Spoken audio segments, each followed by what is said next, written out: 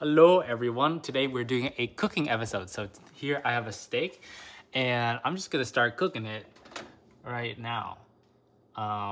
And so we're gonna get this started and we're gonna leave that steak on high medium heat for about 4 minutes. Meanwhile, this is the asparagus. I guess I'll chop things up. Oh, that seems good to me. All right, steak is cooking a bit. All right, so this is looking pretty good. I think I should get some tongs. See how it's doing. Looks like it's doing well. All right, let's give it a couple minutes on the other side. What we're doing right now is something called a cold sear, and basically what it is we are heating the pan up and the steak both cold at the same time. We're using a nonstick pan, and we use medium to high heat at first, and then after kind of getting this a little bit of browning, where we lower the heat a lot and let the steak cook at a lower temperature, 2 minutes per side. And you know what? While this happens, why don't I start preparing on that rice? So for rice, I have some old cooked rice that we can just use for this. So let me just do that right here.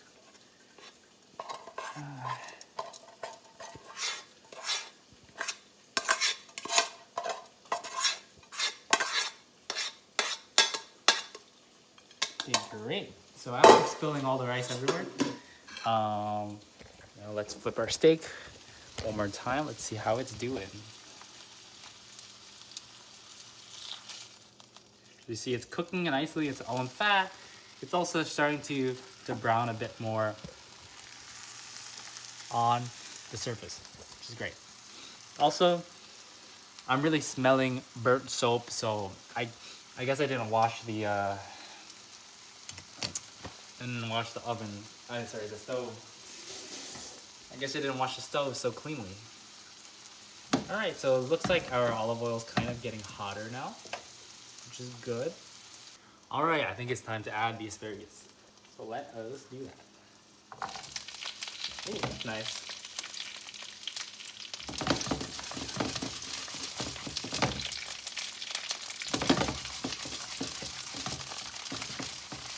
Is it asparagus season? So wow, it's already been 10 minutes, so this should be like getting closer to done. So I'm using what I call the poke test.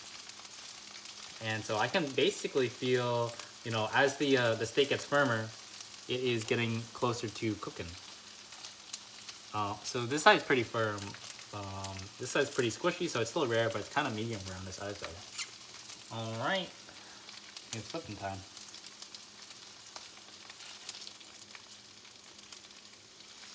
Ooh, that's some nice browning. Look at that. Wow. I should bring you in closer, while also cooking the other side more. Ooh, nice. Is it safe to do this? I think I should, if I still want it to be medium rare, I need to just cook on the sides for now. We'll cook on the sides for a bit. Hopefully let the fat render for a bit. Should I test it?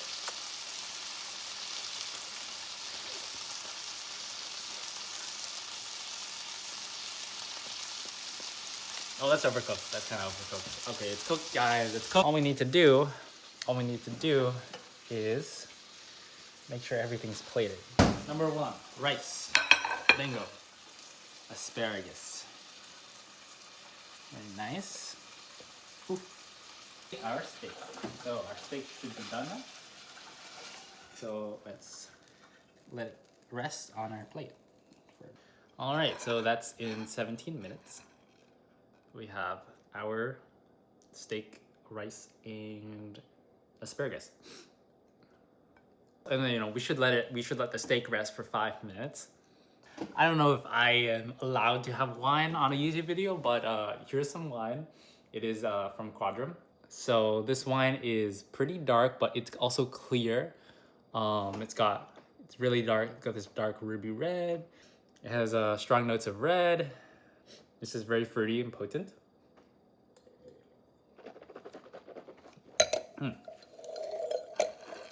And it's got a extremely powerful fruity kick. All right, so it's probably been more than 5 minutes. So, but let's cut the steak. See how it is. This is the reveal.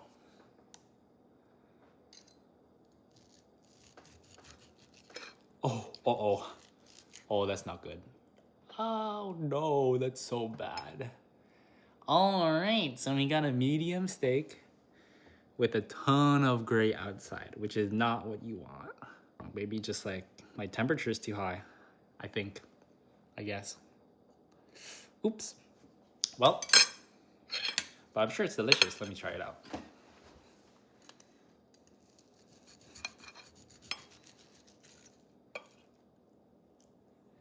Let's try it out.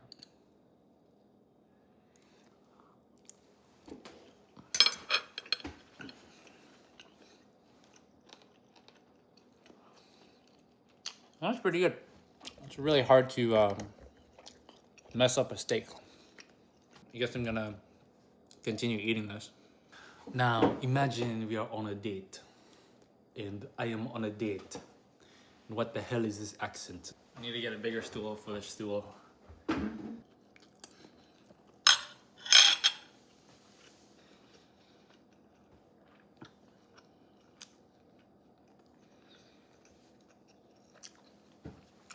I guess it kind of feels awkward talking to myself because I don't normally talk to myself.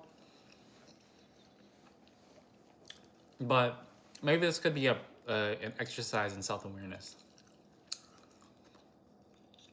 Like, maybe what I should actually be doing is narrating everything that I do. So for example, I take the wine glass in my right hand and I swish it around. I stick my nose in the wine glass while tilting it to me at the same time. I take a sniff, a whiff, more than a sniff. And then I drink the wine. Take a little sip. And swish it around in my mouth. And then I spit it out into my stomach. And I taste the tanginess on my taste buds. And it is brilliant. Then I take a fork full of rice and I put 3-second rule. I put the rice. I move the fork closer to my mouth while holding the fork between my first, second, and third finger. And then I put it in my mouth and then I bite down on it. I feel the granules of the rice with this bland texture. But it's a nice thing that kind of resets my palate. Because of the wine so tasty, the rice blandness is actually a great addition. Then I move on to the asparagus. I cut off a piece of the bottom of the asparagus. Maybe I'll cut off a couple pieces. And I pierce them with my fork simultaneously. Now this double piece of asparagus, those two, that's me and you. I put it in my mouth and I consume the rest of it. And all in my mouth, it's being crunchy, crunched around. All the juices, the asparagus juices are flowing in my mouth, creating this asparagus flavor revolution. And it's so sweet, tasty.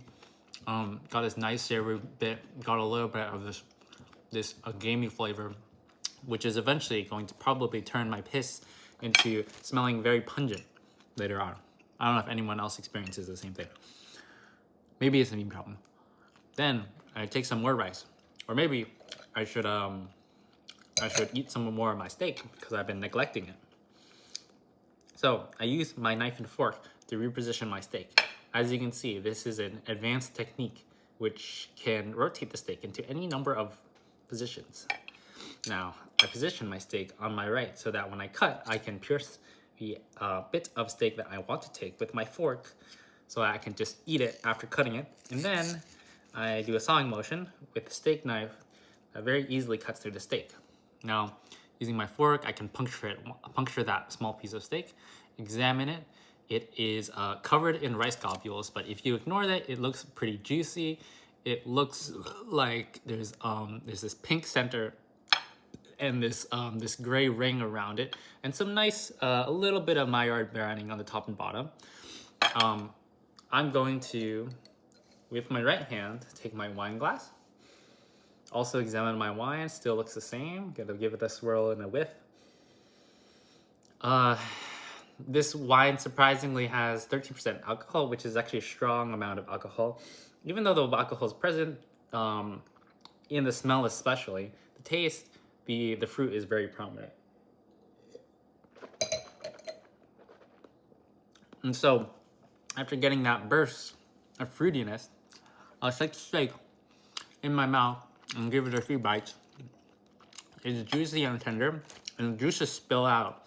Because of that tanginess from the wine, those juices roll over my mouth and taste extraordinarily sweet and savory. It's really great that this piece of meat has good marbling. And so I'm continuing to tenderize the meat between my back molars on my right side of the mouth. Slowly, pieces of the beef are breaking up apart from each other. And apologies if you're disturbed by my opening mouth. The pieces of the beef in the back of my mouth are breaking up slowly. And there's this remaining really gritty structure, this much drier piece of beef that's remaining. And I just swallow the rest of it. It tastes great, very beefy. Take another globule of rice in there and cleanse the palate even more. Something else, even blander. You know, we go from wine, which is super tasty, to the steak. So the wine is something that's bitter and sour, to the steak, which is savory and sweet. And then back to bread, which is bland, but bland is umami, savory. So, yeah, and then we can spice it up. We have these, so I guess, if we think about the palate, we have these 4 elements. We got blood, juice, meat. We got red, brown, green, white. The colors of the rainbow. They each play a very different role. And you might be able to tell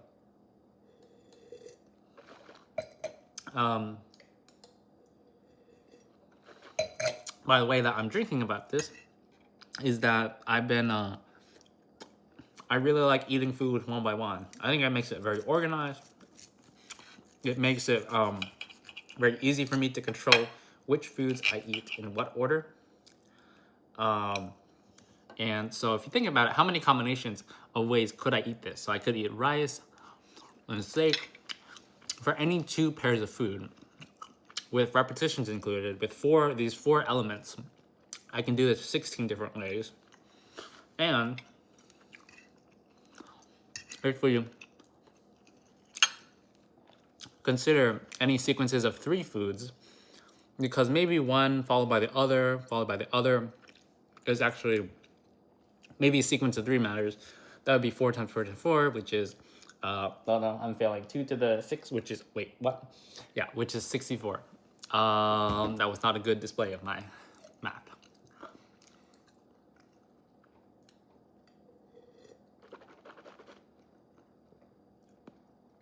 But so I just took a swig of the wine to cleanse what I was tasting in the steak, and it actually does a really nice job of turning my mouth into a really full, sour and bitter experience. I'm gonna take a bunch more asparagus because I think that would be nice. And I just really like the crunch that I'm hearing as I'm cutting through this asparagus. The crunch I can hear in my skull, my molars crunch on the asparagus. The same crunch you'll hear if you're sleeping next to me at night, because I grind my teeth.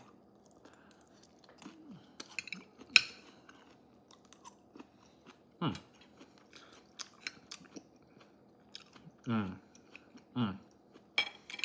again, the strands of the asparagus are really strong and crispy, especially at the base. And so it's giving a great chew in my mouth. Also, now I'm realizing it, the asparagus has a surprising amount of bitterness. I wonder. All right, welcome to Michael's show. So here's this really nice blue velvet parlor chair that we've just always had in the house. And oh, can I go lower? No, but I can go higher. Oh, I can go higher. Oh my god, I feel like I could just. Oh my god, it's a new table. Whoa. Okay. Okay. Come on, go back down. And welcome back to the Michael Show. I am beginning to become more aware of my actual bodily sensations, which is nice because I think that follows naturally from being aware of these sensations. You know, once I've already grown accustomed to the food, my mind finds other things to latch onto, to focus on. What attention. Power of attention. This is great. And I can still enjoy the food. But yeah, I'm also feeling like my body's feeling more tired. A little bit more self-aware about what's happening. I'm more aware of the camera now. I think I want to end the video. So, thanks for stopping by. Hello, editor Michael here. After doing a first pass on the editing, yeah, so I think this video needs some reflections to follow what happened. So basically, this was an experiment to see like what would happen if I tried to vlog making food. And so what I realized is that in the first part, I was really like suppressing my inner thoughts. You know, when I actually make food, I'm actually internally freaking out about the food. And I realized it would make such good content to be aware of that and to like bring that out so that people can see that I'm freaking out about the food. But yeah, but like when I make the food, I'm really freaking out. And, you know, like when I think about people like Emily Wang, or like Extra Emily, that's like their energy, so I would like to do that. The part where I start to do like eat the food and then like talk about my thoughts is like really cool. That's really cool. But yeah, the ending of the video ends on like a bit of a low note. Yeah, so it's something for me to keep practicing down the line. All right, see you next time.